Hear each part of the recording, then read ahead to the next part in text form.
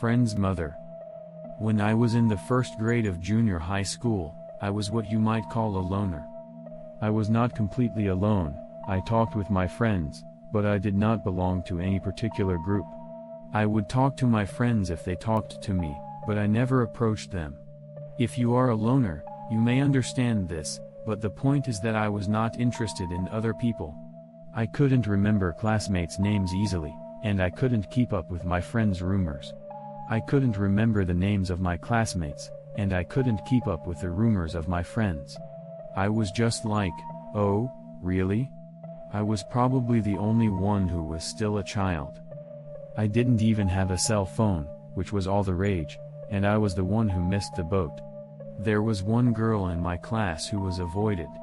It wasn't that she had a very bad personality or anything, but her mother was a little strange. Bad rumors spread, and no one approached her in the junior high school, which is a society of physical appearance. But, as I said before, I was a loner and not familiar with rumors, so I didn't know anything about that, and when she talked to me, I just accepted her as normal. Then, it seemed that I was the only one she could talk to, and she started coming to my desk every break time. By that time, I had heard about her, but I was still her friend. Just as I was her only friend, she was my only friend. I am sure she felt that, too, and was relieved. She and I talked about all sorts of trivial things, but we never talked about family. I think she and I were both intentionally avoiding it. Even after I became friends with her, I still heard rumors about her mother. When I passed by her house at night, I would hear strange noises. I saw her catching stray cats and bringing them into the house. She is immersed in a new religion. She has no father because her mother drove her to suicide, etc. There is no way to determine which ones were true and which ones were just a tale. Maybe they were all just rumors with no basis in fact. But I saw something more horrifying than those rumors in her house. Let me preface this story by telling you the story that led me to break off my relationship with her.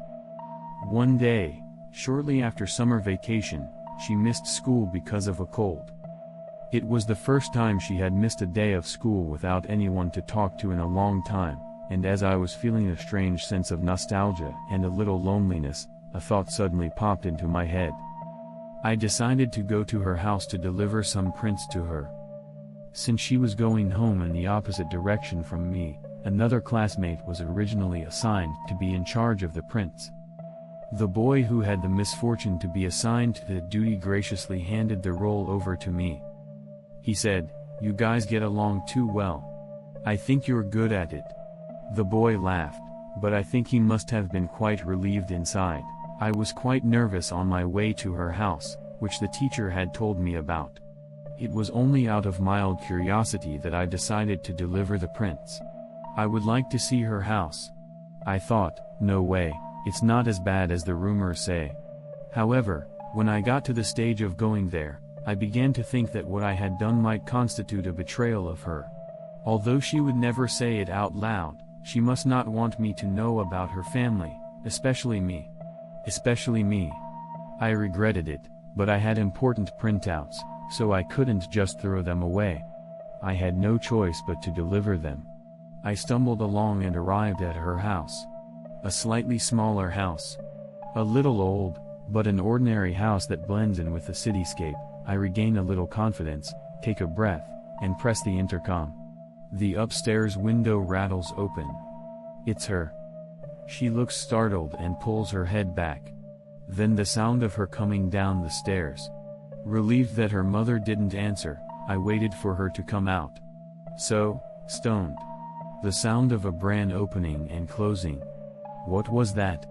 I thought, but the door opened right after and she came out. She looked pale, as if she hadn't recovered from a cold. I asked her, "Amy-chan, what's wrong?" "I took your prints." Her voice was clear and there was nothing strange about her. I handed her the print, relieved. We exchanged a few words about getting well soon, and then she went upstairs. Relieved that the print was delivered without incident, I decided to leave. As I leave her house, I notice something. The curtains are open in the room to the immediate left of the front door. Is this the room with the sound of the fusuma, a thick, dark curtain I heard a moment ago? I thought so and looked at it casually. This was a bad idea. The center of a tatami room. A petite woman stands dazed, holding something up with both hands. Just like she was changing a light bulb. The thing in her hands was a cat. No, maybe a dog? I don't know, it looks dead. What is that? Suddenly scared, I ran out at once. At that moment, I thought I heard a curtain close behind me. The next day she came to school. I was in agony, curious about what I saw yesterday, but there was no way I could ask her. She was normal and I began to think that maybe I really just saw my mother changing a light bulb. Then, during recess, she said something like this: "Today, even my mom caught a cold and I think I've got it. Today, even my mom caught a cold and I think I passed it on to her. Are you okay?" It was an indirect topic, but it was the first time she mentioned her mother, and I was surprised. It was quite disconcerting. Then, in the fourth period before lunch, she collapsed and was taken to the nurse's office. It seems she had been pushing herself pretty hard to get to school. She didn't look like it, but they said her fever had risen to nearly 38 degrees and she was actually dizzy. She walked home alone, shrugging off the teacher's concerns. She was close to school, so she would be fine, but I was worried, and as I thought about her, one unpleasant thought occurred to me. Could it be that she forced herself to come to school because I would come to her house if she missed school? That's what it seems like when I think about it. She was talking about her mother today. Could that have been to distract me from something? I wish I could stop, but I can't stop the bad thoughts, and the more I think about it, the more it seems to fit. The sound of the curtains I heard yesterday might have been the sound of the curtains she closed when she was watching me from the upstairs window. Despite these doubts, we continued to get along as before. Whatever that woman was, she was my girlfriend, and I thought we were good friends. If you don't want people to know, you don't pursue it. That was fine, and I thought it was better that way. One day in December, however, she missed school again. According to her teacher, she had a cold again. In class, she and I were already being treated like a couple of good friends. By this time she had started to talk to a few other people, and was not avoided as much as before. Naturally, the teacher pushed me to print. I didn't like it, I didn't like it. I thought, I don't like it, I don't like it, I don't like it, I don't like it, but I couldn't go, so I went to her house toddling as before. Shall I put it in the mailbox? I thought she would be happier that way. While I was thinking about that, I arrived at her house. In front of the front door, someone was crouched down. It was her. "Hey, what's going on?" I called out, startled. She looked up at me and smiled thinly. "I was expecting you to deliver the prints." "No, that's not why I came." "Anyway, thanks." She was obviously not right. I'm hiding something. She took the print from my hand and opened the front door. Then, suddenly, she held her mouth to the print and vomited. "It's okay, it's okay." She cowered again. The print in my hand was stained with the stuff I had put back, and some of it was on my clothes. "I'm not okay, just stay here," she said. I couldn't be bothered with her anymore. I peeked out the front door and called her mother. "Excuse me, is anyone there? Please. Just stop it," she said with tears in her eyes, but I was burning with a mysterious friendship that suddenly sprang up. There was no way I could leave her alone in this state. It doesn't matter what kind of person her mother is, she is still my friend. No one came out. I was annoyed with her mother. What is her mother doing, leaving her in this state? "Hey, I'm coming home." "No." I went up to the house without hearing her stop. "Excuse me."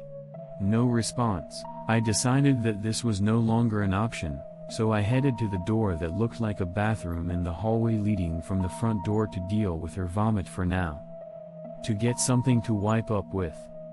I hear something. It was coming from the room with the Fasuma, sliding door, on the left side of the hallway. Is he there, after all?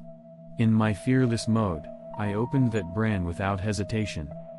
As a result, the woman, presumably the mother, was there.